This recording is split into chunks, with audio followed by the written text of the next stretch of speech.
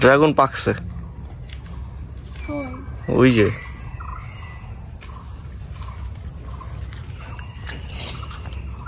একদম পাকছে তো। এই যে মাশাআল্লাহ তো অনেক বড় হয়েছে। কি লাগছে এটা? ওই ফুলের ইয়া। আজকে সকাল সকাল ঘুম থেকে উঠেই দেখে ড্রাগন খাইতে গেছে। ড্রাগন ফুলটা ফোটে রাতের বেলা আর ফলটা পাকে বেসিক্যালি সকালবেলা। সকালবেলা একদম একদম টাটকা পাকা পাওয়া যায়। এই একটা ওইটাও তো বড় হয়েছে, ওইটাও তো কালার আসছে। সেরো দোনোটাই সেরো না ওইটা আজকে থাকুক, ওইটা কালার থাকবে না। সেরো উপরেটা সেরো থাকবে না। ওইটা ভালো করে না পাকলে খাইতে ভালো লাগবে না তো। ওই খাইতে বেশি মজা লাগে। এদের অনেক বড় হয়েছে, মানে হাতে ধরে না। এটা কাঁচা কাঁচা লাগবে। এর সে কাঁচাগুলো পাইরে বিক্রি করে দোকানে দেখো। হ্যাঁ ওগুলো তো আরো সবুজ। এই যে তিনটা। আপনারা আবার মনে করেন না যে আমি এগুলো একা খাবো, ঠিক আছে? এগুলো যখন রাখি সবার সাথে মিলামিশেই খাই।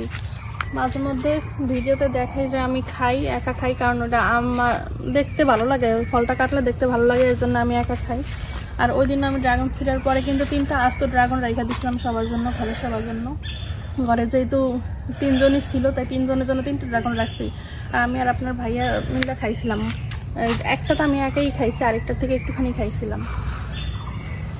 আকাশটা আজকে কত সুন্দর সকাল সকাল। হ্যাঁ কখনোই জয়েন্ট ফ্যামিলিতে থাকলে কেউ একা কিছু খায় না, এটা মানে বোঝা উচিত সবার।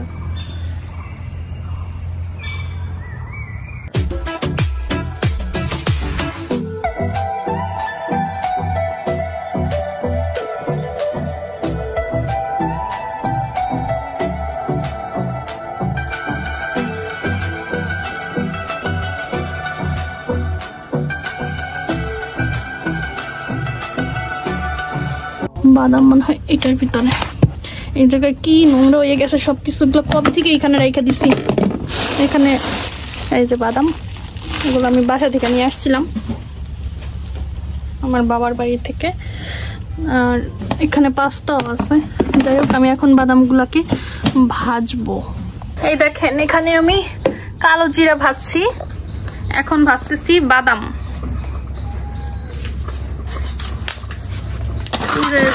না বাদাম ভাজবো, কালো জিরা ভাজবো, আর একটুখানি চাল ভাজবো বলছি। এখন দেখি আমাদের এই ঘরটা পাকা করা হবে, এর জন্যই দেখেন সবকিছু এখান থেকে সরানো হয়েছে।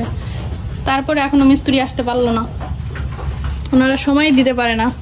এইখানে সবকিছু নিয়ে এইখানে চাপন দেওয়া হয়েছে। দেখেন কি অবস্থা, এইখানের অবস্থা খুবই খারাপ, খুবই করুণ।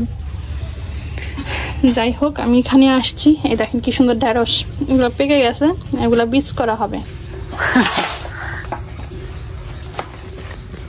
এই দেখেন আমাদের ননদ ভাবির আকাম। এই দেখেন, বলেন তো কি? দেখেন আগে দেখেন কত কিছু এখানে, দেখছেন কত আইটেম। ওই যে ওইখানে একটা। এবার ফার্স্ট থেকে আমি বলি, এখানে হচ্ছে বুট, চানা বুট বা ছোলা বুট, এরকম মজা। সাথে এখানে মিক্স করা হয়েছে চাল ভাজা। এখানে হচ্ছে বাদাম, এই যে আমার হাতে কলার কষা এখন লাগিয়ে রয়েছে, দেখছো? যে বাদামগুলো অনেক মজা। এটা হচ্ছে চাল ভাজা,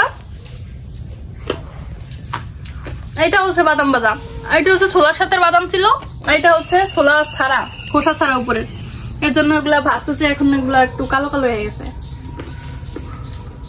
তারপরে আর হচ্ছে কুমড়ার বীজ, গতকালকে কুমড়া রান্না করছিলাম, সেই বীজে রেখে দিছি আমি, এখন এগুলো আজকে ভাজলাম, মজা।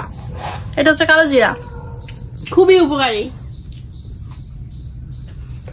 সবার উচিত কালো জিরা খাওয়া। মৃত্যু ছাড়া নাকি সকল রোগের ওষুধ, আমরা সবাই জানি এটা। আর এটা হচ্ছে এটা হচ্ছে এটা মাত্র আমি নামাইছি চুলা থেকে, তাই এত গরম। এই যে এখানে একটা আছে, রাখছিলাম। এই যে এটা হচ্ছে, বলেন তো কি জানি, এটা কেউ বলতে পারবেন না। এবার আমি জানি শুধু, না এবার কটকট করে। যাই হোক, এটা বলে দেই, এটা হচ্ছে সয়াবিন। এগুলো আমাদের হাতের, মানে নিজেদের ক্ষেতের কিন্তু এই সয়াবিন। আচ্ছা,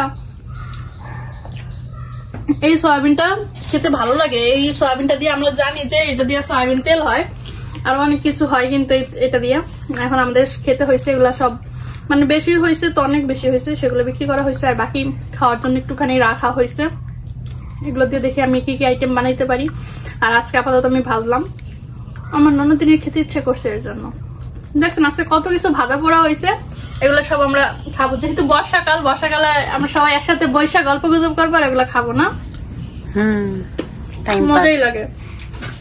এবার সয়াবিনটা অনেক বেশি পছন্দ, তাই আর কি ভাবলাম যে শুধু সয়াবিন কেন, যা যা আছে সবকিছুই ভাইজে নেই। ভাবছিলাম আরো কিছু ডাল ভাজবো, কিন্তু আর দেখে যে না, অনেক আইটেম হয়ে গেছে, এর জন্য আজকে আর নিলাম না। সবগুলাই মজা হয়েছে অনেক। আচ্ছা, আজকের ভিডিওটি পর্যন্তই গাইস, দেখা হয়ে যাবে অনেকটা ব্লগে। ততক্ষণ পর্যন্ত আল্লাহ হাফেজ।